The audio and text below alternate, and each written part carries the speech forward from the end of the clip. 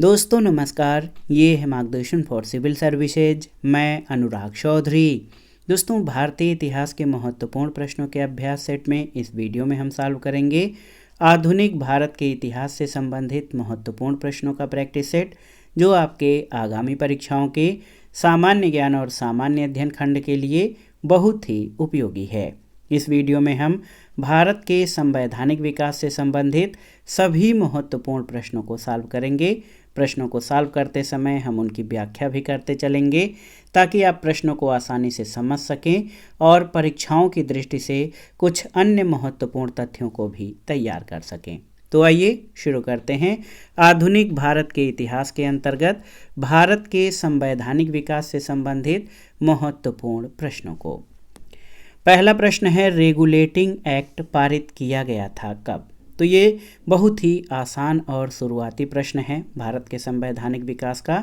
तो उत्तर हो जाएगा 1773 में। दोस्तों, आप जान लीजिए कि ब्रिटिश सरकार ने कंपनी में व्याप्त भ्रष्टाचार और कुप्रशासन को दूर करने के लिए 1773 ईस्वी का रेगुलेटिंग एक्ट या हिंदी में नियामक अधिनियम पारित किया था। तो याद रखिएगा, रेगुलेटिंग एक्ट या नियामक अधिनियम 1773 में पारित किया गया था। अगला प्रश्न है, निम्नलिखित में किसके अंतर्गत भारत में सर्वप्रथम सर्वोच्च न्यायालय की स्थापना हुई थी? ऑप्शन है 1773 के रेगुलेटिंग एक्ट, 1853 के चार्टर अधिनियम, 1935 के भारत सरकार अधिनियम या 1950 के भारतीय संविधान अधिनियम के अंतर्गत। तो सही उत्तर है, भारत में सबसे पहले सर्वोच्च न्यायालय की स्थापना रेगुलेटिंग एक्ट 1773 के अंतर्गत की गई थी। दोस्तों याद रखिएगा, रेगुलेटिंग एक्ट 1773 के द्वारा सबसे पहले कलकत्ता में एक सर्वोच्च न्यायालय की स्थापना की गई। इसमें एक मुख्य न्यायाधीश और 3 अन्य न्यायाधीशों की व्यवस्था की गई थी। अगला प्रश्न है, भारतीय व्यापार में ईस्ट इंडिया कंपनी का एकाधिकार समाप्त किया गया था कब? ऑप्शन है 1793 में, 1803 में, 1813 या 1833 में। तो सही उत्तर क्या हो जाएगा? सही उत्तर 1813, ऑप्शन सी। दोस्तों याद रखिएगा कि चार्टर एक्ट 1813 के द्वारा ईस्ट इंडिया कंपनी का भारतीय व्यापार का एकाधिकार समाप्त कर दिया गया। हालांकि उसके चीन के व्यापार और चाय के व्यापार पर एकाधिकार चलता रहा। तो याद रखिएगा दोस्तों, चीन और चाय के व्यापार के अलावा भारतीय व्यापार में ईस्ट इंडिया कंपनी का एकाधिकार 1813 के चार्टर एक्ट द्वारा जो अधिकार था ईस्ट इंडिया कंपनी का, उसको समाप्त कर दिया गया था। अगला प्रश्न है, निम्नलिखित में से किस कानून ने पहली बार भारत में एक क्रियाशील विधान परिषद का सृजन किया था? आपको बताना है, बहुत ही महत्वपूर्ण प्रश्न है आपके लिए। ऑप्शन है charter act 1793, charter act 1813, charter act 1853 या चार्टर एक्ट 1833। तो सही उत्तर चार्टर एक्ट 1853। बहुत ही ध्यान से पढ़िएगा और सुनिएगा। दोस्तों, चार्टर एक्ट 1853 के द्वारा कार्यपालिका और विधायी शक्तियों को पृथक करने का एक निश्चित कदम उठाया गया। भारत के लिए पहली बार एक पृथक विधान परिषद की स्थापना की गई थी। तो याद रखिएगा, चार्टर एक्ट 1853 के द्वारा पहली बार भारत में एक क्रियाशील विधान परिषद का सृजन किया गया था। अगला प्रश्न है, निम्नलिखित में से किस एक वर्ष से ब्रिटिश सरकार अंतिम रूप से भारत और इंग्लैंड में एक ही समय में साथ साथ इंडियन सिविल सर्विसेज यानी ICS को आयोजित कराने के लिए सहमत हुई थी? ऑप्शन है 1922, 1923, 1924 या 1925। तो सही उत्तर आपका हो जाएगा 1922, ऑप्शन ए। दोस्तों याद रखिएगा कि वर्ष 1922 से इंडियन सिविल सर्विसेज की परीक्षा इंग्लैंड के साथ साथ भारत में भी आयोजित होने लगी। इसके पहले यह केवल इंग्लैंड में आयोजित होती थी। अगला प्रश्न है, बोर्ड ऑफ कंट्रोल की स्थापना किस अधिनियम के अंतर्गत की गई थी? आपको बताना है। ऑप्शन है रेगुलेटिंग एक्ट 1773, सेटलमेंट अधिनियम 1781, चार्टर अधिनियम 1813 या पिट्स इंडिया अधिनियम 1784। तो सही उत्तर option D, Pitt's India act 1784। दोस्तों बोर्ड ऑफ कंट्रोल की स्थापना पिट्स इंडिया एक्ट 1784 के तहत की गई थी। ऑप्शन डी आपका सही उत्तर है। अगले प्रश्न पर आते हैं। निम्नांकित में से किस एक्ट के द्वारा भारत के गवर्नर जनरल को अध्यादेश जारी करने की शक्ति प्रदान की गई? तो आपको याद रखना होगा, ये था Indian council act 1861। Option B आपका सही उत्तर है।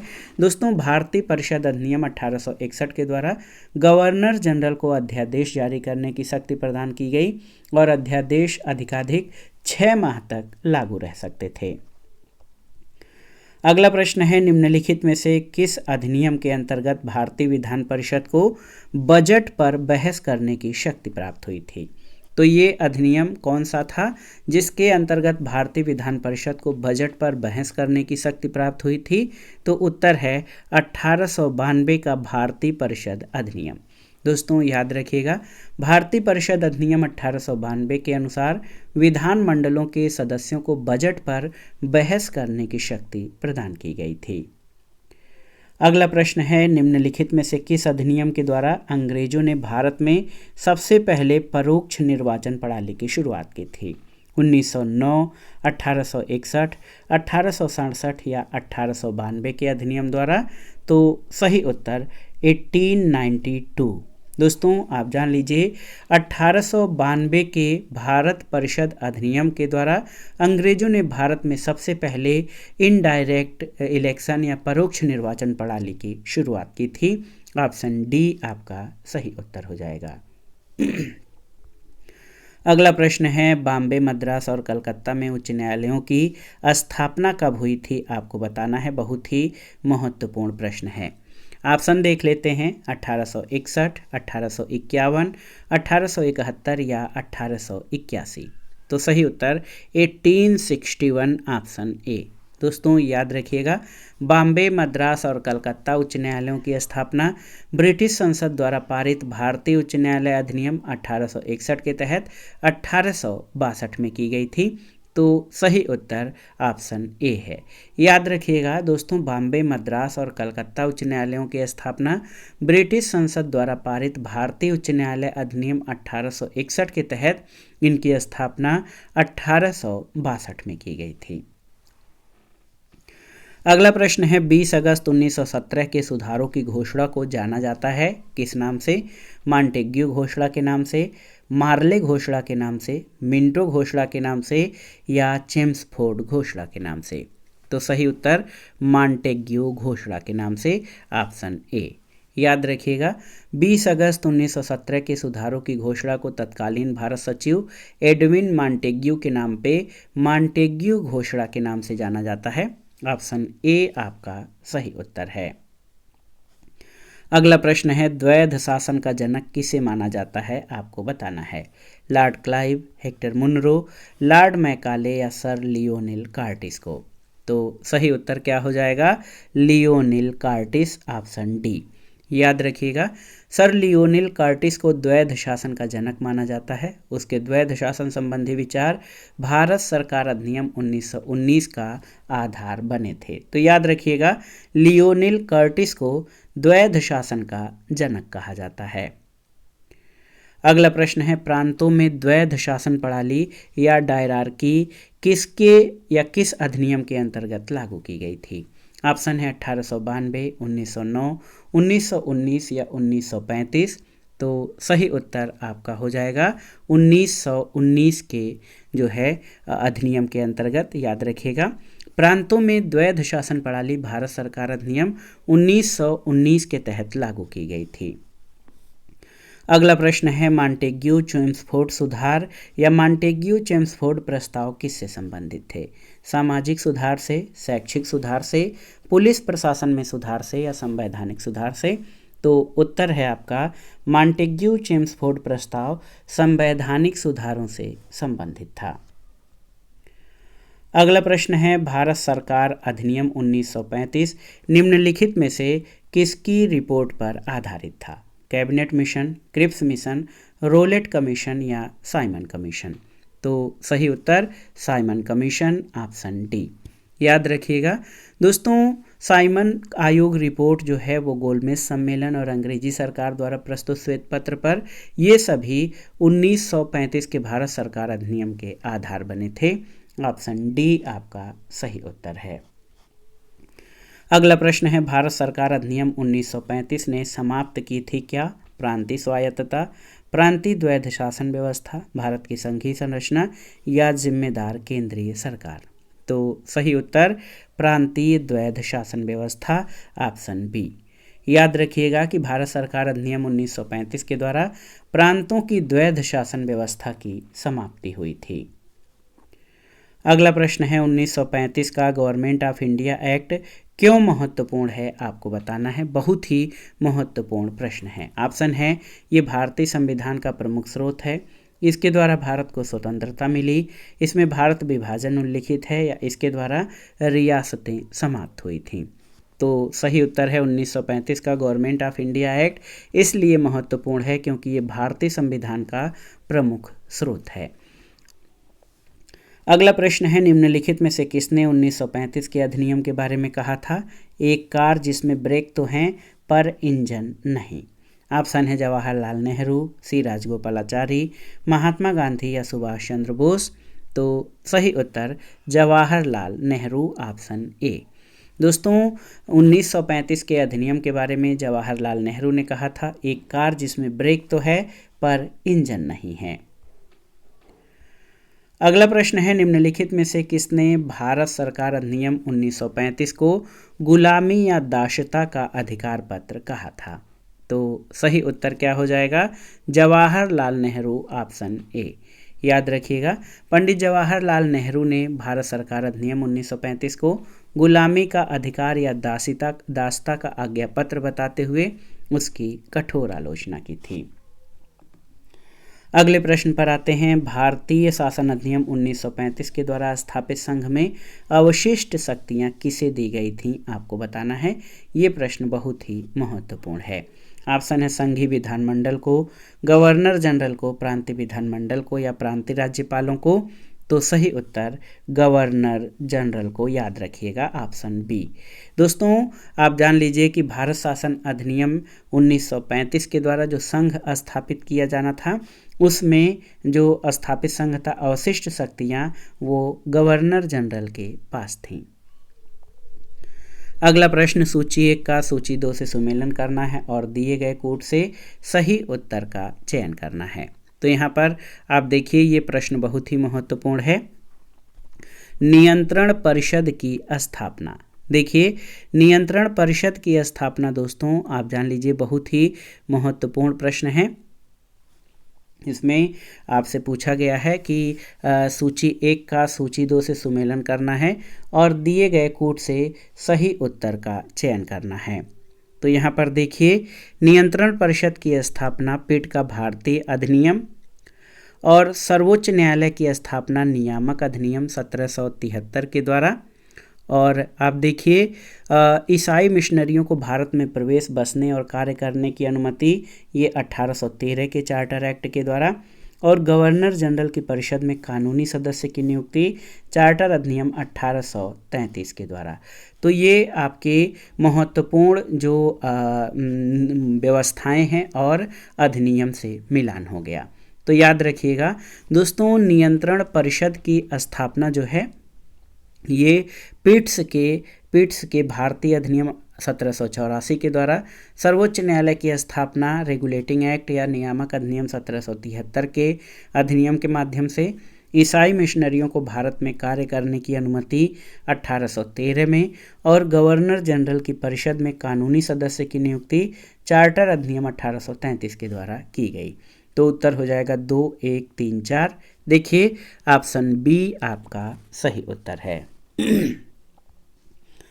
अगला प्रश्न है, निम्नलिखित कथनों पर विचार कीजिए और दिए गए कोड से सही उत्तर का चयन करिए। यहाँ पर 2 कथन दिए गए हैं, इसमें आपको बताना है कि कौन से कथन आपके सही हैं।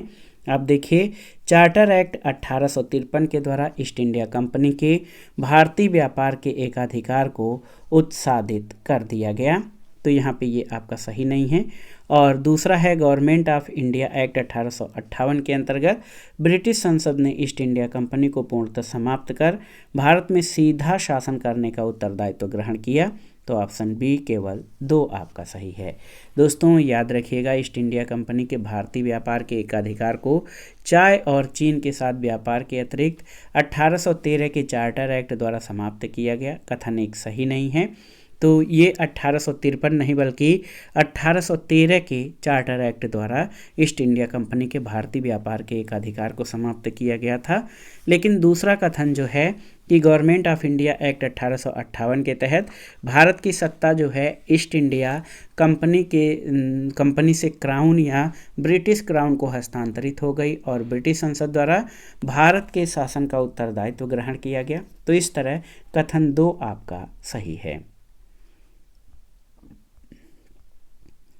अगला प्रश्न है, भारतीय इतिहास के संबंध में द्वैध शासन या डायरकी सिद्धांत किसे निर्दिष्ट करता है? तो यहाँ पर विकल्प जो दिए गए हैं उनके आधार पर आपको उत्तर बताना है। केंद्रीय विधानमंडल का 2 सदनों में विभाजन, सही नहीं है। 2 सरकारों अर्थात केंद्रीय और राज्य सरकारों का शुरू किया जाना, ये भी सही नहीं है। 2 शासक समुच्चय, एक लंदन में और दूसरा दिल्ली में होना, ये भी सही नहीं है। और प्रांतों में प्रत्यायोजित विषयों का 2 प्रवर्गों में विभाजन, तो ऑप्शन डी आपका सही है। दोस्तों भारतीय इतिहास के संबंध में द्वैध शासन सिद्धांत से तात्पर्य ये है कि प्रांतों में प्रत्यायोजित विषयों का 2 प्रवर्गों में विभाजन है। इस अधिनियम के तहत प्रांतों में विषयों को आरक्षित और हस्तांतरित 2 भागों में बांटा गया था। अगला प्रश्न कथन और कारण से संबंधित है। कथन है, आप देख सकते हैं, कथन है कि भारत सरकार अधिनियम 1919 के प्रवर्तन के साथ शासन का ढांचा और उसकी विशेषताएं एकात्मक और केंद्रीय ही रही थी। तो ये देखिए, एकात्मक और केंद्रीय ही रही थी। और कारण है कि सत्ता का एक बड़ा भाग प्रांतों को प्रत्यायोजित किया गया था। तो इसको आप समझिएगा, भारत सरकार अधिनियम 1919 में प्रशासन के विषयों को 2 भागों में बांटा गया था। केंद्रीय सूची में 47 विषय शामिल थे, राज्य सूची में 50 विषय शामिल थे। इसके अलावा गवर्नर जनरल को ये अधिकार था कि वो केंद्रीय सूची के विषय को राज्य के महत्व का घोषित कर सकता था या राज्य परिषदों को उस पर कानून बनाने का अधिकार सौंप सकता था या राज्य सूची के विषय पर केंद्रीय विधानमंडल को विधि निर्माण का जो है अधिकार दे दे। तो फिर भी भारत सरकार अधिनियम 1919 में शक्तियों का ये विभाजन संघात्मक व्यवस्था का एक रूप है। तो ये जो कथन है ये सही नहीं है, कारण आपका सही है। तो सही उत्तर कथन गलत, कारण सही है। ऑप्शन डी आपका सही उत्तर हो जाएगा। अगला प्रश्न भी कथन और कारण से संबंधित है। इसके आधार पर आपको सही उत्तर का चयन करना है। आप यहाँ देखिए, कथन है द्विशासन का अर्थ प्रशासन के विषयों का 2 वर्गों में विभाजन था, बिल्कुल सही है। कारण है प्रांतों में उत्तरदायी शासन के बोध का प्रवर्तन कराने का प्रयत्न किया गया था, ये भी सही है। तो सही उत्तर ए और आर दोनों सही हैं और आर ए का सही स्पष्टीकरण है। ऑप्शन ए आपका सही उत्तर हो जाएगा। दोस्तों आप जान लीजिए कि भारत शासन अधिनियम 1919 से सबसे महत्वपूर्ण परिवर्तन जो प्रांतीय प्रशासन में आया था वो था प्रांतों में द्वैध शासन प्रणाली आरंभ की गई थी। और इसके अंतर्गत किया ये गया कि प्रांतीय विषयों को 2 भागों में बांट दिया गया। एक विषय आरक्षित और दूसरा हस्तांतरित था। हस्तांतरित विषयों का प्रशासन विधायिका के सदस्यों को सौंपकर उत्तरदायी शासन का बोध कराने का प्रयत्न किया गया और इस अधिनियम की प्रस्तावना में प्रांतों को उत्तरदायी सरकार स्थापित करने के लिए कदम उठाने पर बल देने की बात कही गई थी। तो इस तरह से कथन और कारण दोनों सही हैं और कारण कथन का सही स्पष्टीकरण करता है। अगला प्रश्न है भारत शासन अधिनियम 1935 के मुख्य तत्वों में क्या चीज़ें शामिल थीं? ऑप्शन देखिए, एक संघ का प्रावधान, दूसरा है प्रांतों को स्वायत्तता देना, 3 है प्रांतों में द्विशासन की प्रस्तावना और चौथा है केंद्रीय विधायिका को संप्रभुता प्रदान करना। तो इसमें से क्या क्या विशेषताएं भारत शासन अधिनियम 1935 के अंतर्गत शामिल थीं आपको बताना है। तो एक संघ का प्रावधान और प्रांतों को स्वायत्तता देना, 1 और 2 आपके सही हैं। दोस्तों भारत शासन अधिनियम 1935 में सबसे पहले भारत में संघात्मक सरकार की स्थापना की गई। इस संघ को ब्रिटिश भारतीय प्रांतों और कुछ भारतीय रियासतों को जो संघ में शामिल होना चाहती थी उनसे मिलाकर बनाया जाना था। हालांकि रियासतों की अनिच्छा थी, उनका मन नहीं था, इसलिए ये संघ कभी बन तो नहीं पाया। लेकिन इस अधिनियम के द्वारा प्रांतों में जो द्वैध शासन था उसको समाप्त कर दिया गया और प्रांतों को स्वायत्तता दी गई और केंद्र में द्वैध शासन लागू किया गया। अगला प्रश्न है, निम्नलिखित कथनों पर विचार कीजिए। यहाँ पर 3 कथन आपके दिए गए हैं, कूट के आधार पर बताना है कि इसमें से कौन से कथन सही हैं। 1935 के भारत सरकार अधिनियम की कुछ विशेषताएं थीं। देखिए, यहाँ पर पहला है गवर्नरी प्रांतों में द्वैध शासन की समाप्ति, बिल्कुल सही है। दूसरा है गवर्नरों को विधायी क्रियाओं में निषेधाधिकार की शक्ति तथा स्वयं द्वारा विधि बनाना, ये भी सही है। और तीसरा है सांप्रदायिक प्रतिनिधित्व के नियम की समाप्ति, ये सही नहीं है। तो इन कथनों में कथन 1 और 2 आपके सही हैं 1935 के भारत सरकार अधिनियम के संबंध में। दोस्तों, भारत सरकार अधिनियम 1935 जो था बहुत बड़ा अधिनियम था। इसके द्वारा जो मूल बातें की गई थी उसमें 1935 के द्वारा प्रांतों को दोहरे शासन के स्थान पर स्वशासन यानी ऑटोनॉमी मिल गया और आरक्षित और हस्तांतरित विषयों में जो भेद था, अंतर था, वो समाप्त हो गया था। गवर्नरों को आरक्षित और बचाव की संख्या के अधीन व्यक्तिगत निर्णय और विवेकाधीन शक्तियां प्रयोग करने का अधिकार दिया गया और साथ ही गवर्नर को अध्यादेश जारी करने का भी अधिकार दिया गया। इस अधिनियम के द्वारा सांप्रदायिक तथा वर्गीय मतदाता मंडलों का विस्तार हुआ और सिख, यूरोपीय, भारतीय ईसाई, एंग्लो इंडियन, भारतीय मुसलमान, इन सब को अलग अलग प्रतिनिधित्व मिला। तो केवल कथन 1 और 2 ही सही हैं। अगला प्रश्न है कि निम्नलिखित कथनों पर विचार कीजिए।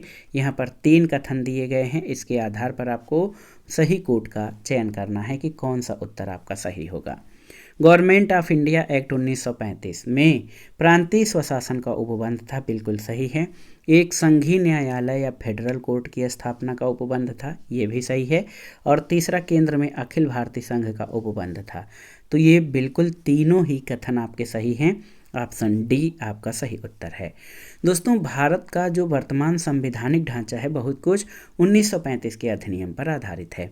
1935 का जो अधिनियम था उसमें जो कुछ प्रावधान किए गए थे, पहला था संघात्मक सरकार की स्थापना, दूसरा था केंद्र में द्वैध शासन की स्थापना, तीसरा था प्रांतों में द्वैध शासन के स्थान पर स्वायत्त शासन की व्यवस्था, चौथा प्रांतीय शासन व्यवस्था, पांचवा था प्रांतीय विधानमंडल, छठा था केंद्र और प्रांतों में शक्तियों का विभाजन, सातवां था फेडरल न्यायालय की स्थापना।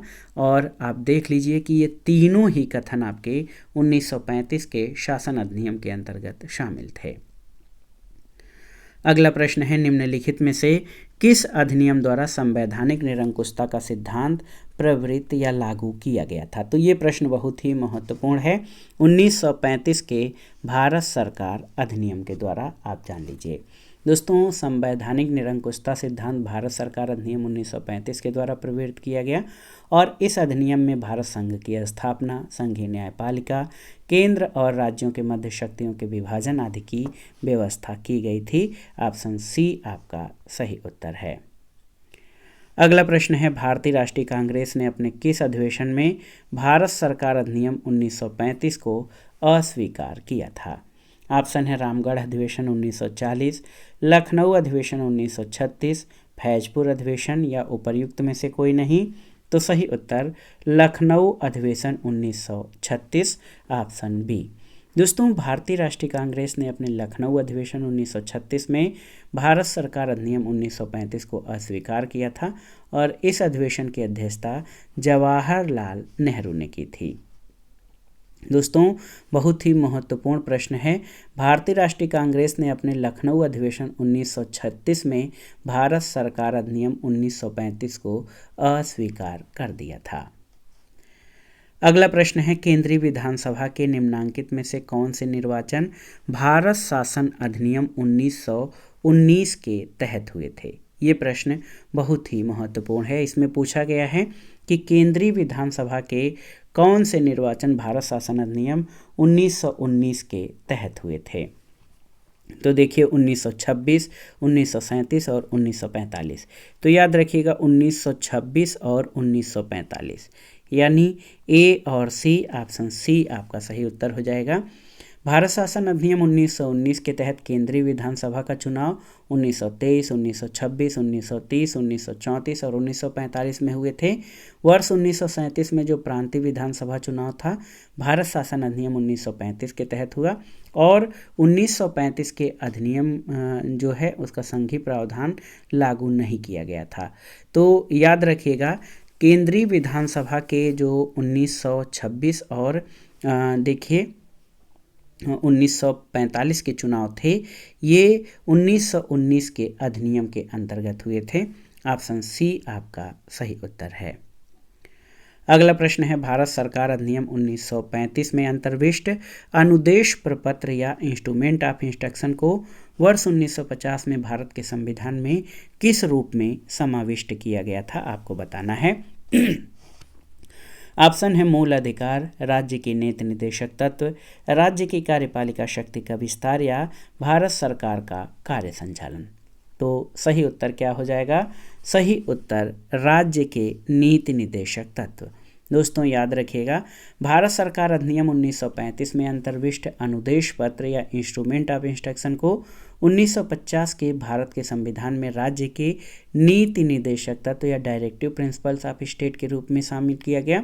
आलोचकों ने इसे केवल पवित्र लोकोक्तियां भर कहा है क्योंकि इनको न्यायिक शक्ति नहीं प्राप्त है।